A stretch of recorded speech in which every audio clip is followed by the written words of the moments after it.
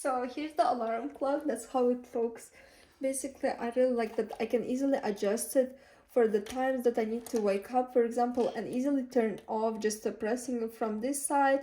It makes good amount of noise, so I don't have to keep my phone next to my bed, for example, and I want to wake up for sure. Sometimes when I don't hear my phone, for example, I can easily hear the clock, plus it shows the perfect time easily. Just I need to change the batteries right now, and overall it's good.